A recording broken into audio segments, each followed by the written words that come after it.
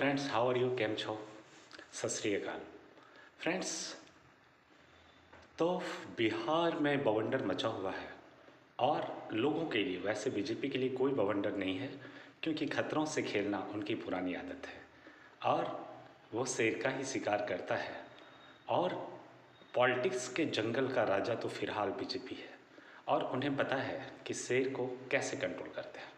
तो फ्रेंड्स, अभी वहाँ पर बिहार में सीएम कौन होगा, ये बहुत बड़ी बात है। नीतीश जी अभी वहाँ पर रेजिग्नेशन दे चुके हैं और राज्यपाल को बीजेपी अपनी सरकार गठन करने का न्योता दे चुकी है। कल मोदी जी भी पहुँच रहे हैं, अमित शाह जी भी पहुँच रहे हैं।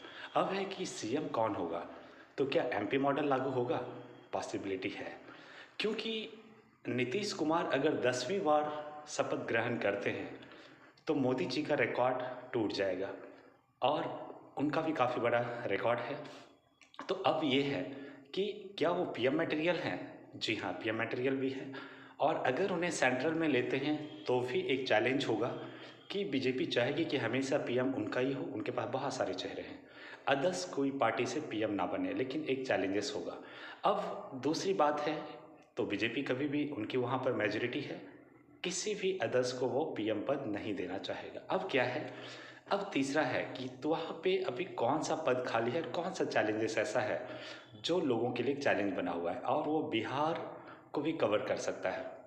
आप जैसा जानते हैं, ऑयल एंड गैस, अभी बिहार में पावर प्लांट अडानी का आ चुका है और ऑयल एंड गैस एक बहुत बड़ा चैलेंज है। वहाँ पर फूलपुर हल्दिया पाइपलाइन 2017 में स्टार्ट हुआ था और अभी कंप्लीट हो चुका है। उसी से घर में गैस जा रहा है। ऑलरेडी सीएनजी लाइनें भी डल चुकी है, जिससे सीएनजी पेट्रोल पंप में भी जा रहा है, घर में पीएनजी लाइन जा रही है और एलएनजी सभी जो फैक्ट्रियाँ हैं, गन्ना मिल है और भी सारे जो फैक्ट्री है उनके लिए है।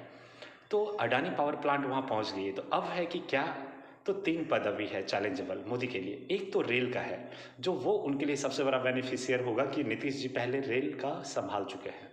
अगर उनको रेल मंत्रालय दिया जाता है दिल्ली में, तो ये चीज़ें होगा कि हर बार जो छठ पर्व में बाकी टाइमिंग जो रेल का जो प्रॉब्लम हो रहा है सभी लोगों को, वो आवाज़ें उठनी बंद हो जाएगी।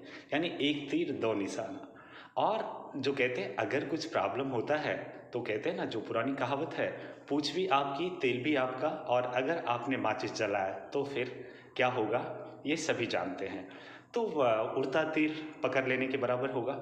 अब है कि इन चीज़ों को कंट्रोल करने के लिए अश्विनी वैष्णव जी का भी रेल मंत्रालय बेहतर हैंडल कर रहे हैं, बट अभी लोगों का कंप्लेन बहुत आ रहा है।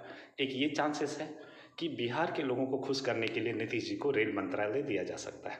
दूसरा, पेट्रोलियम मिनिस्टर एक चांसेस है। और थर्ड है कि जहाँ तक उसमें जलती आग में वैसे मोदी जी कभी हाथ नहीं डालेंगे, वो है परिवहन मंत्री, रोड मंत्रालय जो कहते हैं ना, वो अभी, क्योंकि वो उसमें आरएसएस के जो हैं बैठे हुए हैं, आप जानते हैं, गडकरी जी, तो वहाँ चैलेंज नहीं होगा।